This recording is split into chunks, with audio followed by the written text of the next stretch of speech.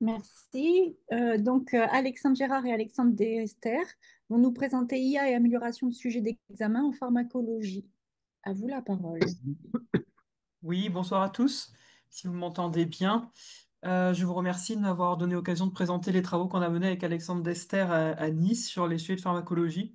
Donc, c'est un article qui a été, depuis la réalisation de ces slides, accepté, qui a été fait en collaboration avec le professeur Jean-Paul Fournier, qui est ici présent, mais aussi la fac de Limoges et même la fac d'Amsterdam en médecine. Slide suivante. Donc je vais passer rapidement sur l'introduction parce que vous l'avez tous vu, depuis que ChatGPT a débarqué, tout le monde s'est amusé à demander à ChatGPT de répondre à des sujets d'examen pour voir s'il était capable de faire mieux que les étudiants. Donc effectivement, on s'est un peu basé sur cette idée-là, nous aussi. Slide suivante. Et finalement, au départ, on est parti sur quelque chose presque qui était une blague entre nous, une boutade autour d'une tasse de café, et on s'est dit, on va voir ce que ça donne avec la pharmacologie. On a choisi d'utiliser ChatGPT et Gemini dans une première approche. On va voir qu'après, on a complété un petit peu. Et on s'est basé sur plusieurs types d'examens, les partiels de pharmacologie, sachant qu'en pharmaco, il y avait des partiels de niveau troisième année, quatrième et cinquième année, sur un échantillon de 200 à 300 étudiants. Et on a utilisé un autre type d'examen qui est l'examen européen de prescription. Alors là aussi brièvement, c'est une initiative qui vient d'Amsterdam qui vise à proposer à l'échelle européenne un examen harmonisé qui vise à voir si les étudiants sont capables d'avoir un niveau suffisant en matière de prescription sur les grandes classes médicamenteuses incontournables à connaître en termes d'effets indésirables et de modalités de prescription. Avec deux parties, deux types de compétences différentes sur la pyramide de Miller.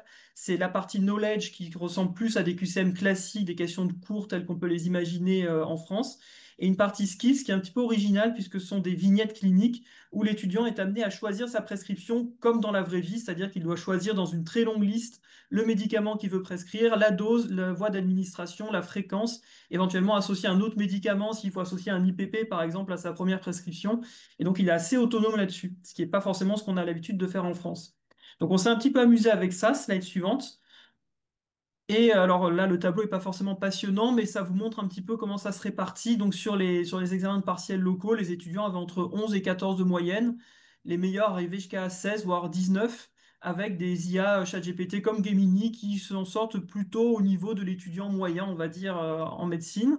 Par contre, pour l'examen européen, il y a des plus grosses discordances. Vous voyez que les étudiants français sont très bons pour la partie connaissances brutes, parce qu'effectivement, ce sont des questions de niveau relativement élémentaire par rapport à ce qu'on propose habituellement. Par contre, sur la partie mise en application, la partie skills, on voit qu'ils ont eu beaucoup plus de mal, alors que les IA s'en sortent de façon beaucoup plus homogène, en excellant dans la partie connaissances brutes et en étant bien meilleurs que l'étudiant en médecine quand il s'agit de prescrire en partant de pas grand-chose. Slide suivante. Donc si on représente ça autrement, alors là on avait complété avec le chat et DeepSeek à la demande des reviewers.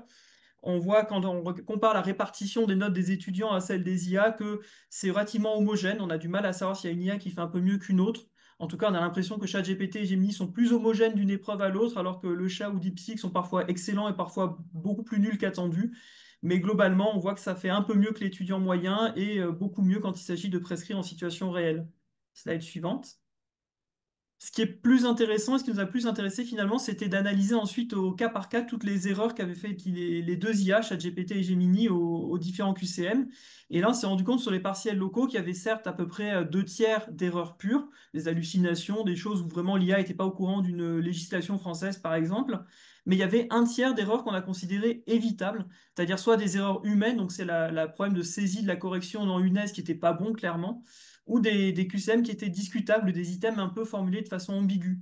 Alors que dans l'examen européen, on s'est rendu compte qu'il y avait 100% d'erreurs pures, tout simplement parce que les examens locaux sont souvent relus que par quelques enseignants dans leur coin, alors que l'examen européen avait été relu par tout un panel d'experts et de professeurs de pharmacologie de toute l'Europe. Donc avant d'arriver à l'étudiant, ils avaient été quand même passablement écrémés de toutes les ambiguïtés potentielles.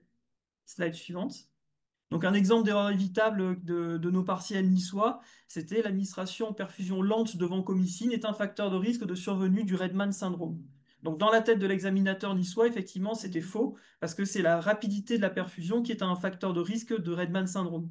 Sauf que ChatGPT avait considéré que l'item était vrai parce que quand on lui a demandé finalement rétrospectivement pourquoi il avait répondu comme ça, il s'est justifié en disant que par rapport au fait de ne pas avoir de vancomycine du tout, bah, même si c'est une perfusion lente, le risque existe, donc c'est plus risqué que de ne pas en avoir. Donc fondamentalement, il n'a pas tort et il aurait peut-être fallu le formuler autrement en disant par exemple qu'une perfusion rapide augmente le risque de Raynaud syndrome, ce qui aurait été beaucoup moins ambigu pour l'étudiant aussi. Slide suivante.